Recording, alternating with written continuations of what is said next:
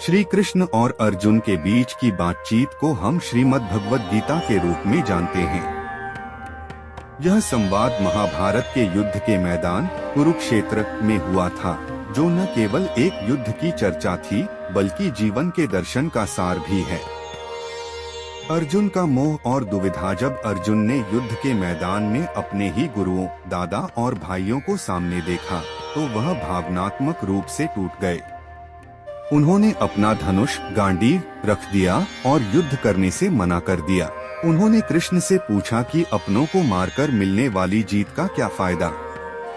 श्रमधर्म और कर्तव्य का पाठ श्री कृष्ण ने अर्जुन को समझाया कि एक क्षत्रिय होने के नाते उनका कर्तव्य धर्म अन्याय के खिलाफ लड़ना है।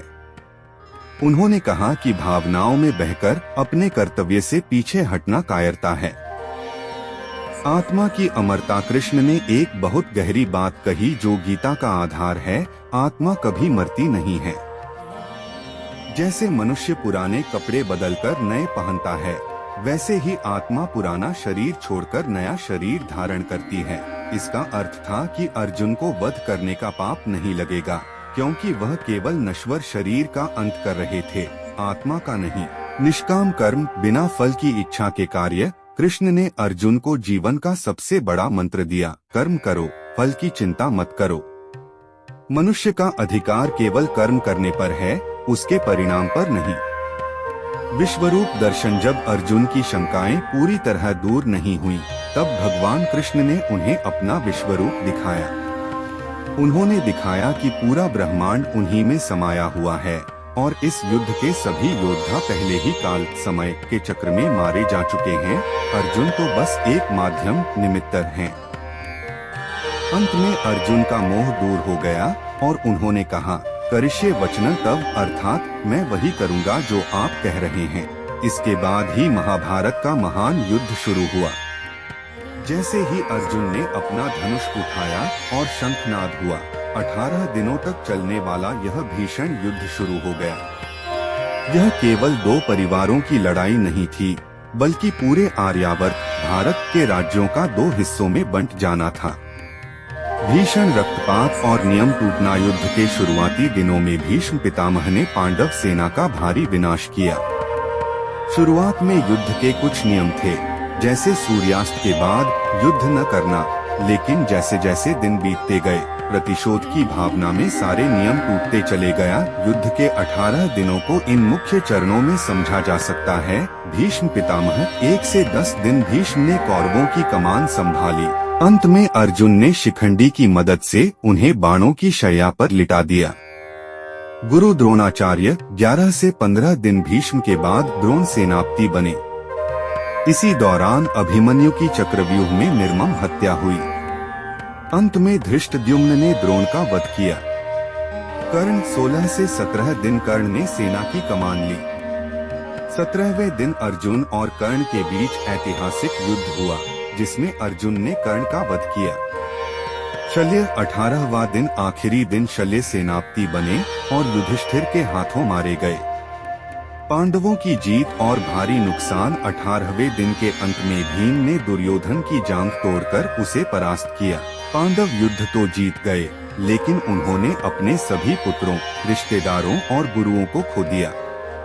अश्वत्थामा ने रात के अंधेरे में पांडवों के शिविर पर हमला कर उनके बचे हुए सभी बेटों को मार दिया था।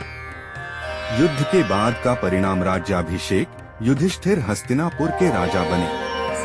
गांधारी का श्राप। अपने 100 पुत्रों की मृत्यु से दुखी माता गांधारी ने श्री कृष्ण को श्राप दिया कि जिस तरह उनका वंश खत्म हुआ, वैसे ही कृष्ण का यदुवंश भी समाप्त हो जाएगा।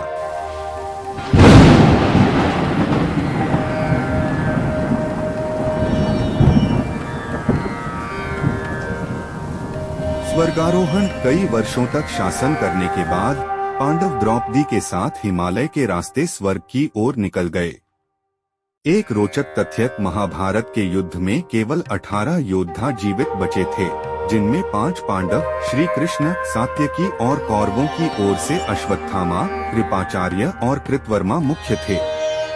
जब पांडव द्रौपदी के साथ हिमालय के रास्ते स्वर्गारोहण स्वर्ग की यात्रा पर निकले, तो वह यात्रा बहुत कठिन और आध्यात्मिक थी। महाभारत के महाप्रस्थानिक पर्व में इसका विस्तार से वर्णन मिलता है।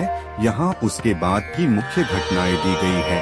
एक एक करके सबका गिरना। पांडवों ने जब हिमालय की चढ़ाई शुरू की तो उनके साथ एक कुत्ता भी चल रहा था।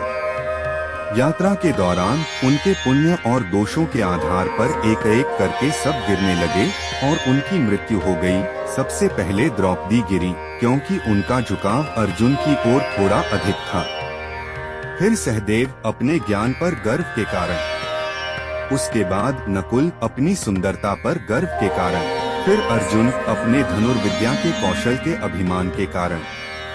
और अंत में भीम अपनी शक्ति के गर्व और अत्यधिक भोजन के प्रेम के कारण गिर गए। युधिष्ठिर का अकेला बचना। केवल युधिष्ठिर ही जीवित अवस्था में पहाड़ की चोटी तक पहुंच पाए, क्योंकि वे धर्म के साक्षात स्वरूप थे और कभी अपने मार्ग से नहीं भटके। उनके साथ वह कुत्ता भी अंत तक बना रहा। इंद्र का आगमन और कुत्ते की परीक्षा। पहाड़ की चोटी पर देवराज इंद्र अपना रथ लेकर आए और युधिष्ठिर से स्वर्ग चलने को कहा। युधिष्ठिर ने शर्त रखी कि वह उस कुत्ते को भी साथ ले जाएंगे जिसने पूरी यात्रा में उनका साथ दिया। इंद्र ने मना किया, लेकिन युधिष्ठिर अडिग रहे। तभी वह कुत्ता धर्मराज यमराज के रूप में प्रकट हुआ। यह युधिष्ठिर की अंतिम परीक्षा थी। स्वर्ग और नरक का भ्रम। जब युधिष्ठिर स्वर्ग पहुँचे तो उन्होंने वहाँ दुर्योधन और अन्य कौरवों को सुख भोगते देखा, जबकि अपने भाइयों और द्रौपदी को कष्ट में नरक जैसी स्थिति में पाया। युधिष्ठिर विचलित हो गए और उन्होंने अपने भाइयों के साथ रहने की इच्छा जताई। असल में यह एक माया इल्यूजन थी। उनके भाइयों ने जीवन में जो छोटे मोटे पाप किए थे उनके बदले उन्हें कुछ समय के लिए नरक के दर्शन कराए गए थे, जबकि दुर्योधन ने एक योद्धा की मृत्यु पाई थी, इसलिए उसे पहले स्वर्ग मिला। अंततः सभी का मिलन।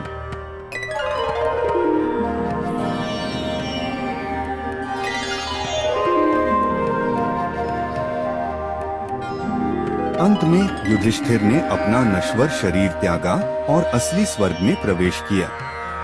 वहां उन्होंने देखा कि उनके सभी भाई, द्रौपदी, श्री कृष्ण और उनके पूर्वज अपने दिव्य रूपों में विराजमान थे। सभी पांडव अंततः देवताओं के अंश में विलीन हो गए। अंततः हमें खेद है कि हमारी वीडियो आपको पसंद आई होगी और हमारी और वीडियो देखने के लिए हमारे चैनल को सब्सक्राइब करें और लाइक करें और कमेंट में लिखें जय श्री कृष्ण।